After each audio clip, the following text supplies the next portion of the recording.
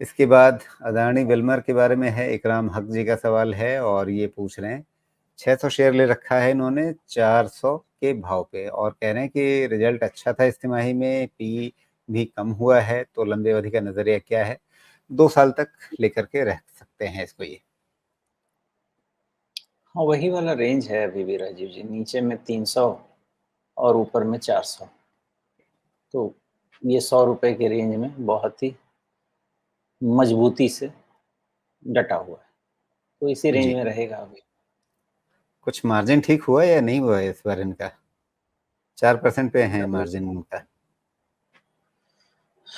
मैंने देखा तो नहीं है, देख लेते हैं क्विकली। जी, इनके मार्जिन्स तो वैसे ही फ्लैट जैसे 4% पे थे वैसे ही हैं, तो कुछ खास इम्प्रूवमेंट नहीं है। जी, और शेयर प्राइस भी उसी हिसाब से फ्लैट है, एक रेंज के अंदर। फ्लैट ही रहेगा, 300-400 इसी रेंज में रहना चाहिए। जी, तो पैसा किस तरह बनेगा? पैसा बनाने के लिए कुछ ट्रेंड वाला स्टॉक ढूँढ लें तो बेहतर है। जी, जो रेंज आपने बताया उसके टॉप पे लेकर के इकराम साहब बैठे हुए हैं। हाँ, वो भी कर सकते हैं कि 300 पे खरीदें, 400 पे बेचें, फिर 300 पे खरीदें, फिर 400 पे बेचें, क्योंकि ये तो हाँ, वैसा ही चल ही रहा है। लेकिन इन्होंने तो उल्टा कर लिया ना, शायद किसी ने क्या? ट्रेंड मतलब ये रेंज ट्रेड समझाया होगा, लेकिन शायद समझने में उल्टा पड़ गया होगा। अच्छा, इन्होंने ऊपर खरीदा हुआ है? जी। हाँ, तो फिर वो तो गलती है। तो गलती की अपनी भरपाई कर लें।